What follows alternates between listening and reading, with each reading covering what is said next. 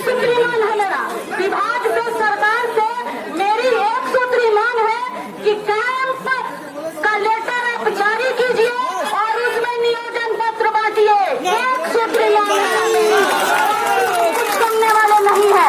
आपके झांसे में हम नहीं आने वाले हैं, क्योंकि हमारी एकजुटता को देख करके सरकार और विभाग सोचने पर मजबूर हो गई है कि अभ्यर्थियों में इतनी एकजुटता है, इसलिए हम सभी से आग्रह कर रहे हैं। हमको ये चीज कुछ सुनने को मिल रहा है कि अभ्यर्थी कर रहे हैं, अरे कोई प्रतिक्रिया नहीं होगा तो हम चले जाएंगे।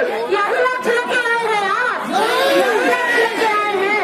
एक लक्ष्य लेके आप लोग घर से निकले हैं, एक लक्ष्य है, हमको यहाँ से नियोजन पत्र लेकर के जाना है, तभी हम घर जाएंगे। नहीं तो आप लोग खुद सोच रहे हैं, खुद समझदार हैं कि समाज में, परिवार में, घर में क्या किरकिरी हो रही है, हम लोगों की क्या किरकिरी हो रही है, क्या हम लोग के बारे में कहा जा रहा है, क्या सोचा जा रहा है। आप लोग खुद समझदार हैं, आप लोग को ये बात बताने के लिए हमें जरूरत नहीं है, क्योंकि आप लोग खुद समझदार है, इस बात से आप लोग खुद अवगत है।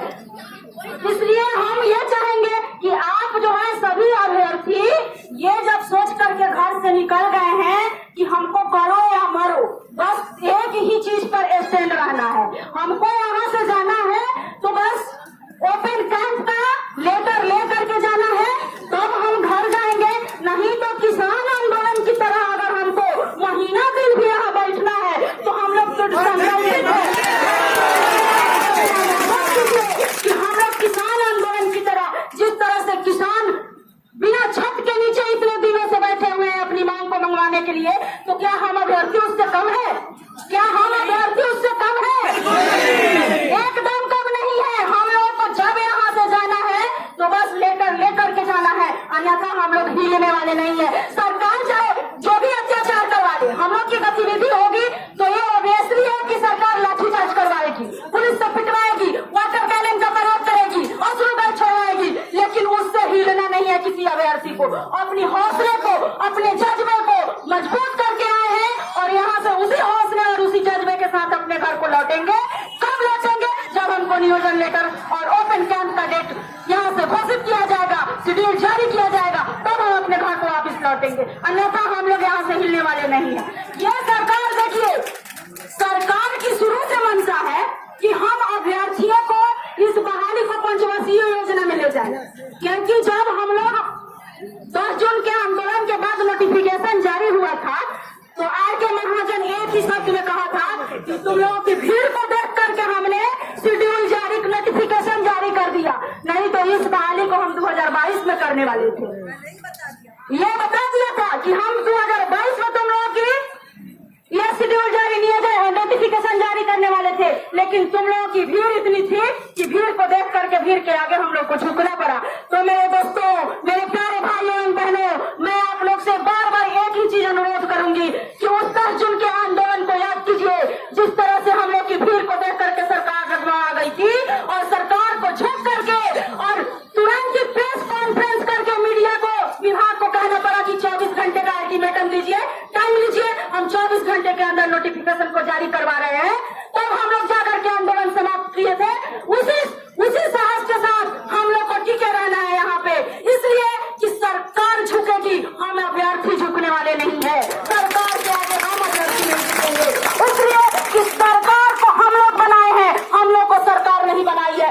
जब परिणाम काल में आप इतनी बड़ी बड़ी रैलियां करा सकते हैं, चुनाव करा सकते हैं, पंचायत चुनाव का डेट आप घोषित कर सकते हैं, तो फिर हम लोग की बहाली क्यों नहीं कर सकते हैं आप? मैं विभाग से पूछना चाहती हूँ। मैं प्रधान सचिव से खुद मिलने गई थी तो प्रधान सचिव को मैं ये बात बोली कि आपको जब लग रहा है कि हम लोग के योग्यता पे आपको शक लग रहा है तो आप इंटरव्यू लगा करके देखिए, अगर आपके इंटरव्यू को हम लोग क्वालिफाई नहीं कर पाते हैं तो हम आपके विभाग में नहीं आएंगे कभी नौकरी मांगने। वो तो हमसे दिवस होकर पूछे कि तुम्हारा क्वालिफिकेशन क्या है, तुम कहाँ से पढ़ी हो, तो मैंने बताया कि मैं जयपुर यूनिवर्सिटी से सारी डिग्री ली हूँ सर, और मैंने मैथ से MSc की है और प्लस में डबल में हिंदी से कर रही हूँ, प्लस B.Ed हूँ, अभी मैं शिक्षा से जुड़ी हुई हूँ। आपको अगर लगता है कि मेरी योग्यता पर शक है तो आप अभी बैठा कर मुझसे इंटरव्यू लीजिए, मैं आपके इंटरव्यू को फेस करने के लिए तैयार हूँ।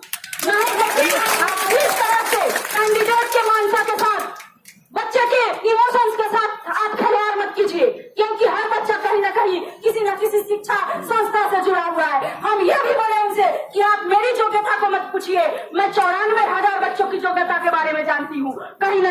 बच्चे MSc, ML, BEd करके कहीं ना कहीं किसी संस्थान से जुड़े हुए हैं। और ये बच्चे जब स्कूल में जाएंगे सर, मैं उनको ये बात बोली, ये बच्चे जब स्कूल में जाएंगे तो आपके बच्चे की प्रतिभा को निखारेंगे, आपके बच्चे की प्रतिभा को बाहर निकालेंगे।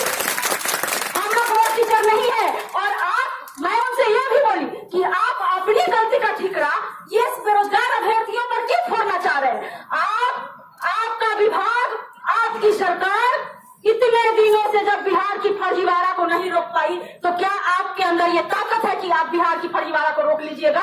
अब बिहार की फर्जीवाड़ा तभी रुकेगी जब आपके यहाँ से, आपके विभाग से ईमानदार ऑफिसर डिप्यूट किए जाएंगे। आपके विभाग से वैसे ऑफिसर जाते हैं, आपके विभाग से वैसे ऑफिसर को भेजा जाता है जिला में, जो जाते हैं और पैसों के बल पर डिग्री की जांच करके और फर्जी डिग्री को सही करके आ जाते हैं। मैं उनसे खुलेआम ये सब बातों को बोल दी, प्रधान सचिव के सामने मैं सारी बातों को रखी कि सर आप ये नहीं सोचिए, अगर आपके दिमाग में ये चीज आ रही है कि हम आपके प्रशासन और आपके सरकार के द्वारा लाठी से पिटवाए जाते हैं जब नौकरी मांगने के लिए हम लोग रोड पे आते हैं, तो आप ही के विभाग के द्वारा, आप ही के सरकार के द्वारा आप जवाब दीजिए, कब तक हम लोग इस तंज को झेलते रहेंगे? हम लोग अब इस तंज को झेलने वाले नहीं है। मैं प्राइमरी डायरेक्टर से साफ शब्दों में बोल दी थी कि सर विभाग अपनी गलती का ठिकरा बच्चे पर फोड़ रहा है, तो ये बच्चे बर्दाश्त करने वाले नहीं है, क्योंकि 1.5 साल से मेंटली जितना हम लोग दंश झेल रहे हैं वो किसी से कहने लायक नहीं है। और एक अभ्यर्थी, मुझे तो ऐसा लगता है कि एक अभ्यर्थी जब रात में सोने जाता होगा तो उसके दिमाग में एक ही चीज चलता होगा कि कब तक मेरी जिंदगी पर बेरोजगारी का कलंक लगा रहेगा, कब तक मेरी जिंदगी पर बेरोजगारी का कलंक लगा रहेगा, और इस कलंक से हम लोग सब मुक्त होंगे। एक ही चीज दिमाग में चलता है। और मुझे तो ऐसा लगता है कि हम लोग के साथ कुछ ऐसे कैंडिडेट जुड़े हुए हैं, भगवान ने हम लोग के हाथ पैर को सलामत रखा है, तो चलो नौकरी नहीं होगी तो कहीं कुछ करके खा लेंगे, लेकिन इन भाई बहनों की क्या स्थिति होगी जिनको भगवान ने हाथ पैर छीन लिया है, जो विकलांग है, कहाँ जाएंगे? उसके परिवार वाले जमीन बेच करके, खेत बेच करके डिग्री दिला दिए, बच्चे को पढ़ा दिए, किस लिए? ये दिन देखने के लिए कि फिर वहीं उसको उसी स्थिति में ला देना है, वही उस स्थिति को अपने आप को, क्या हम लोग आत्मनिर्भर बनेंगे? क्या आत्मनिर्भर बनेंगे? मैं पूछती हूँ सरकार से, मैं पूछती हूँ विभाग में बैठे हुए उस IAS ऑफिसर से, मैं पूछती हूँ इस देश के सबसे मंच पे जो मंचासीन है हमारे माननीय मोदी जी, कि आप आत्मनिर्भर भारत की संकल्पना को साकार करने के लिए सोच रहे हैं कि हमारा देश आत्मनिर्भर बने, तो हम औरतें, हम महिलाएं, हम लड़कियां क्या रोड पर बैठ करके पकौड़ा तले और आपके दलितों के हौस का शिकार बने? आप यही आत्मनिर्भर भारत की कल्पना देख रहे हैं, आप यही आत्मनिर्भर भारत की संकल्पना को सोच रहे हैं कि हमारा देश आत्मनिर्भर भारत बनेगा। ये कतई नहीं होगा। आप अपनी सोच को बदलिए, अपनी मेंटालिटी को बदलिए। महिला है वही सुरक्षित है, महिलाएं वही सुरक्षित है जहाँ उसको सम्मान मिलेगा, महिलाएं वही सुरक्षित है।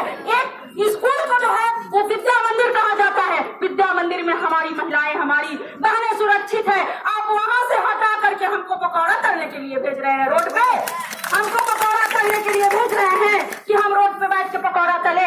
अब उसका सपोर्ट हमारे ये इंजीनियर साहब कर रहे हैं जो हमारे मुख्यमंत्री जी बने हुए हैं। पता नहीं कौन से स्कूल से इंजीनियर बने कि इनको यह पता नहीं है कि महिलाएं सुरक्षित कहाँ है। बहुत बड़ी बड़ी बातें करते हैं, बहुत बड़ी बड़ी हम ये योजना चला रहे हैं, हम कन्या उत्थान चला रहे हैं, नारी सशक्तिकरण की बात करते हैं, हम बहुत सारी योजनाएं चला रहे हैं। अब पढ़ा किस लिए रहे हैं बेटियों को? बेटियां पास होती है तो आप 50,000 का घोषणा कर रहे हैं कि लड़कियां ग्रेजुएशन कर लेगी तो 50,000 रुपया दे। किस लिए दे रहे हैं? धिक्कार है ऐसी सरकार पे।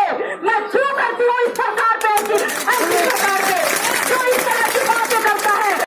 मैं उस सरकार पे थूकना चाहती हूँ, उस सरकार की घिनौनी करतूतों से मैं सारे लोगों को अवगत कराना चाहती हूँ कि इस झूठी निकम्मी सरकार की झांसे में नहीं आए। ये झूठी निकम्मी सरकार है जो अभ्यर्थियों को, महिलाओं को बरगलाती है और बरगला करके अपना वोट बैंक तैयार करती है, अपना वोट बैंक बनाती है। यही नीतीश जी का द्वारा कहा गया, यही कहा गया कि महिलाएं हैं अंदरूनी वोट बैंक है। आप वोट बैंक के लिए महिलाओं की अंदरूनी ताकत का इस्तेमाल कर रहे हैं, अंदरूनी ताकत से महिलाओं को वोट ले रहे हैं, लेकिन जब महिलाओं की हक और अधिकार की बात आती है तो आप मुकर रहे हैं। आपकी सरकार कैसी है? आपको, आपकी अगर इतनी भी अंतर्यात्मा जगी है तो मैं नीतीश कुमार से कहती हूँ कि तुम जा करके इस्तीफा दे दो इस्तीफा। जिस तरह की सरकार, निकम्मी सरकार हमारे यहाँ बैठी हुई है, जो महिलाओं की दर्द और दंश को नहीं पहचान पा रही है। और मैं ये अशोक चौधरी जी शिक्षा मंत्री हैं, इनकी बातों से जो बेगूसराय में घटना हुई और बेगूसराय में जिस तरह से इन्होंने बयान दिया है शिक्षकों के प्रति, मैं इनकी बातों से बिल्कुल दंश में हूँ, बिल्कुल व्यथित हूँ, पीड़ित हूँ कि एक मंत्री होकर के एक इतने सुयोग्य अभ्यर्थी के ऊपर उंगली उठा रहा है। अरे मंत्री जी, मैं आपसे ये पूछना चाहती हूँ कि बैठ जाइए एक एग्जाम में और पास करके दिखाइए। मैं नौकरी मांगने नहीं आऊंगी आपके यहाँ, मैं नौकरी मांगने नहीं आऊंगी। आप एक एग्जाम को क्वालिफाई करके दिखा दीजिए, आप एक एग्जाम को। मैं कह दूंगी कि हाँ, आपके अंदर योग्यता है। आप जनता के भरोसे, आप जनता की फोटो से निकम्मी मंत्रियां जीत करके आती है और हमारी जनता उसको वोट देती है, तो वो अपने आप को प्रतिभावान समझती है। और जो प्रतिभावान व्यक्ति है उसको ये निकम्मी मंत्री जो है उस पर उंगली उठाती है। मैं धिक्कार करती हूँ इस मंत्री पे, इस शिक्षा मंत्री के ऊपर। मैं जितना भी कहूँ, जितनी भी बातें कहूँ, वो भी शर्मनाक है, निंदनीय है उसके लिए। उसको अगर अपनी अंतरात्मा है तो उसको ये चीज सोचने के लिए मजबूर होना चाहिए कि इस तरह की बयान को शिक्षा मंत्री वापस लें। जिस तरह से बयान और शिक्षा का अभ्यर्थियों पर, शिक्षकों पर जिस तरह की बयान वो दिए हुए हैं बेगूसराय में, मैं उनके बयान की निंदा करती हूँ, कई शब्दों में निंदा करती हूँ, कई शब्दों में निंदा करती हूँ, क्योंकि हम लोग योग्य अभ्यर्थी हैं। मैं ये मेरे योग्यता के बारे में सवाल किया, सही बात है, लेकिन मैं ये पूछना चाहती हूँ कि एक बच्चे को पढ़ाने के लिए क्या एक आईएएस ऑफिसर की जरूरत है? क्या एक आईएएस ऑफिसर बच्चे को पढ़ा सकता है? अगर पढ़ा सकता है, मैं मानी बात को, तो आपने जो नोटिफिकेशन निकाला, आपने जो क्राइटेरिया निकाली, उसको मैंने फुलफिल किया, तब एग्जाम पास की, तब मैं आपके यहाँ नौकरी मांगने के लिए आई हूँ। आपने अपनी क्राइटेरिया में ये योग्यता को निर्धारित क्यों नहीं किया कि आईएएस ऑफिसर ही टीचर बन सकता है? तो एक आपके जैसे आईएएस ऑफिसर नौकरी मांगे, लेकिन आपने जो क्राइटेरिया निकाला उसको हमने फुलफिल किया, तब हम आपके यहाँ आए हैं नौकरी मांगने के लिए। आप इस तरह की बातें कर रहे हैं जो एकदम हतप्रभ है, क्योंकि हम लोग अभ्यर्थियों को कितना दिन तक बेवकूफ बनाइएगा, कितने दिन तक बेवकूफ बनाइएगा? आप जब कह रहे हैं कि गाड़ी चल रही है 100 की स्पीड में और अचानक से गाड़ी रुक गई, तो सोचो कहीं न कहीं डीजल खत्म हो गया। हमको ये चीज एक एग्जाम्पल दिया जा रहा है। अरे आईएएस अधिकारी, ये नहीं सोचिए कि आप आईएएस की कुर्सी पर बैठे हुए हैं तो आप ही विद्वान हैं, आप भी विद्वान है। हम लोग के अंदर भी वो विद्वता है, हम लोग के अंदर भी वो योग्यता है कि हम लोग एक आईएएस ऑफिसर को भी घुमा सकते हैं। हम लोग भी एक आईएएस ऑफिसर को घुमा, कौन पैदा करता है? आईएएस शिक्षा की ताकत से आपको हिला भी सकते हैं, इतना ताकत है मेरे अंदर। इसलिए आप लोग एकजुटता को बनाए रखें और ये आप लोग मेरे साथ संकल्प लें कि जब तक हम नियोजन लेटर नहीं लेंगे यहाँ से नहीं जाएंगे हमारे अभ्यर्थी, हमारे भाई बंधु। आप लोगों से मेरी आग्रह है कि आप लोग ये प्रतिज्ञा करें कि जब तक सरकार छूटेगी नहीं तब तक हम लोग यहाँ से। धन्यवाद सभी की तरफ से।